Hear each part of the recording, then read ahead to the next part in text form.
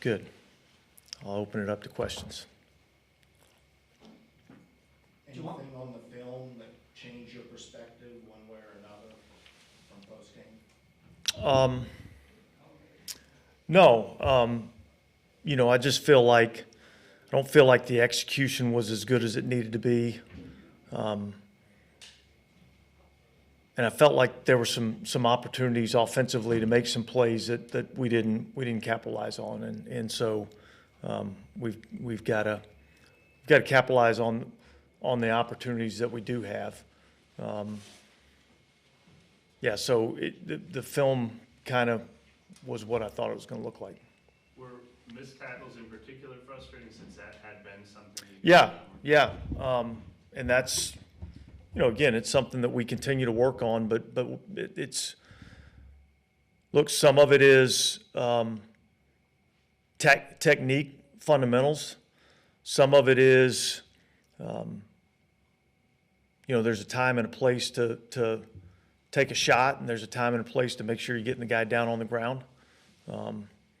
So I think there's that, and then there's some plays in space that we just couldn't make.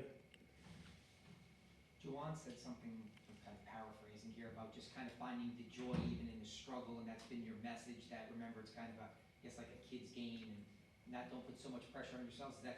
Was that your message? Well, yeah, the message a little bit this week was man, let's have fun playing this game. But I told the team in there today that the message now is man, there's got to be a sense of urgency. There's got to be a sense of urgency in everything that we do. We've got to get some things corrected, and there has to be a sense of urgency about doing that. And what we've done to this point has not been good enough. And so if we keep doing the same things and expect it to be different, that's the definition of insanity. So we've got to change the way we prepare. We've got to change the way we get ready to play a game. That's coaches, players, that's all of us. Because it hasn't been, up to the standard that we've had here. I know it's just Monday, but I'm still going to ask, does that mean changes at any positions potentially? I think we got to look at everything. Yeah, I think we got to look at everything. So we'll and that'll be a process that we'll go through over the rest of today and tomorrow, and as we get ready for the Rams. We got a team that's coming in here that's similar in some ways in that they had high expectations for this season, and things haven't gone as well this year for them, and I think we're kind of in the same boat in that regard, and I think we got to get ready to get a win. At the quarterback, the decision you're going to make at quarterback this week, is it strictly performance-based, or is there a health? Look, I think there's have to be healthy enough to be. Well, certainly, yeah, absolutely. I feel like I think probably have to visit with him a little bit in terms of that, or visit with the medical staff in terms of that. But and I think Jameis said this the other day. I don't know that he's ever going to be 100% healthy this season, but he's in here every day. He's in here every morning. Working with the trainers, getting himself ready, and I feel like he's closer to being there. Just to clarify, though, because you had kind of said, obviously he's healthy enough to play, he's active every game. Yeah, He's not yeah. on injury report anymore. But you had made the decision to go with Andy while the offense was doing well. And we haven't been doing as well in the last couple of weeks, and so I think we got to evaluate that. I think that's something that we need to look at. Yeah. And Jameis is a candidate Yeah. to be ready to play if that's what you I decide. believe so.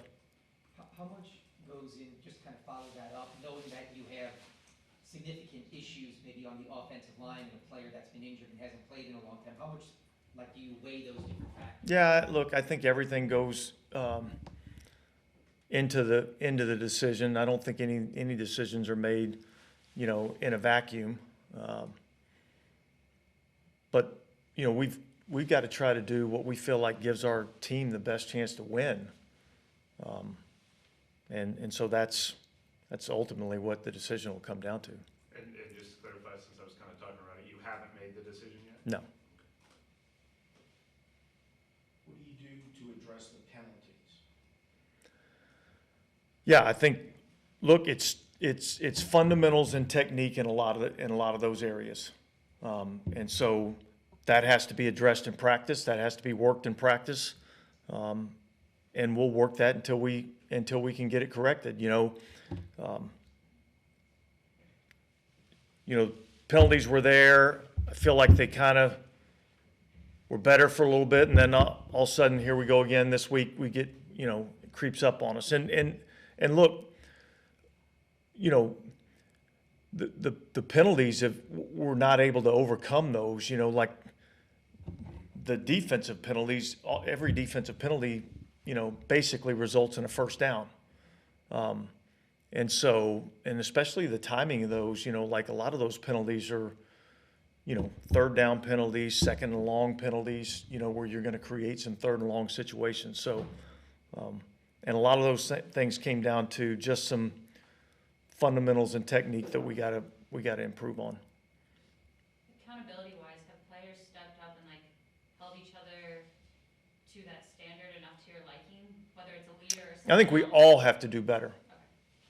I think we all have to do better in terms of holding each other accountable. Because what we've done to this point hadn't been good enough. Are there any players in particular that have really stepped up and done that throughout this whole process? Yeah, look, I mean, I think it was well documented that Alvin stepped up a couple of weeks ago and addressed the team. I had a nice conversation with Cam, today. I mean, some of the leadership in our locker room. And look, ultimately, it falls on all of us, coaches, players, everybody, to hold each other to the standard that we've been used to around here. And we're not playing to that standard right now, and we have to be better. Things like energy and that kind of stuff that you evaluate heading into a game, is that something that took a step back these last 2 weeks? I don't think so. Look, I felt like we had a lot coming off the win against the Raiders.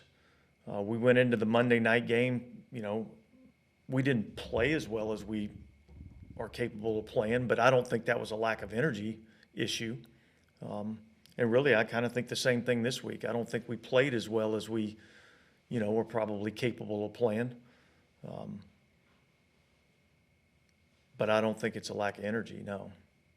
Do you feel like it's that similar phenomenon when a great hitter's in a hitting slump, like there's a pressing factor? And, that can happen in football too, candidly, guys are. Yeah. Well, I think that was part of the message of this is we've been playing this game since we were little kids, and played for the love of the game,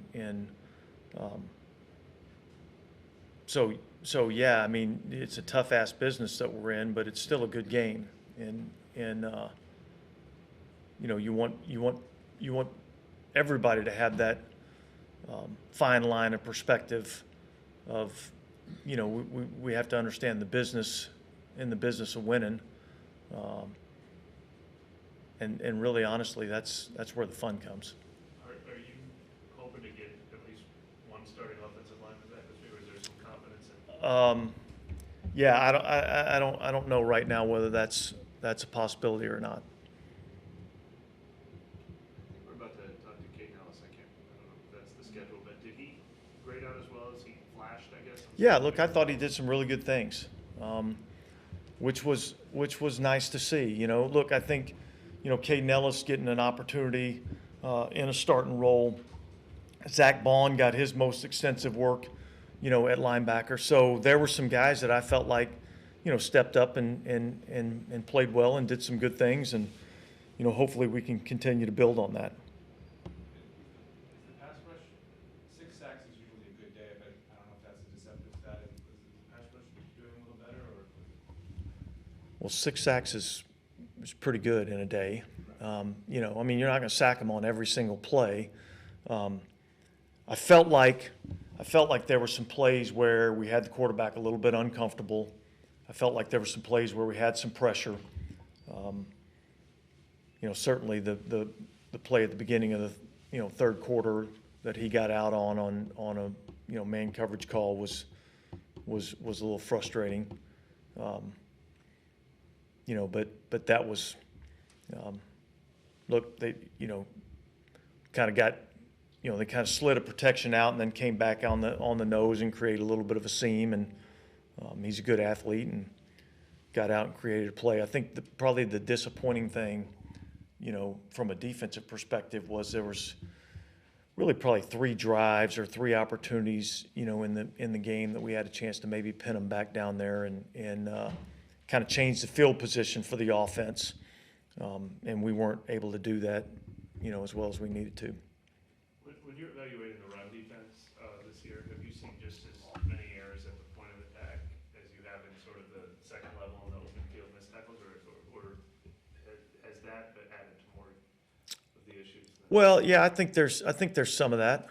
I also think that, part of stopping the run is getting the game into a position where, when you're playing a team like we have the last couple of weeks and the opponents have attempted 40-plus runs in a game,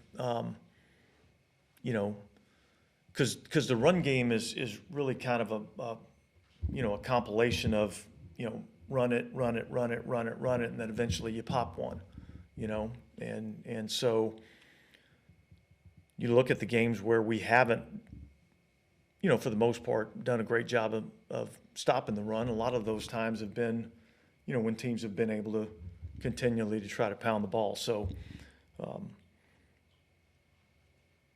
but that's been an area that we've been much better at, and some of it is at the point of attack, and some of it's not stopping them on the second level. So it's just a compilation. Okay, thanks, guys.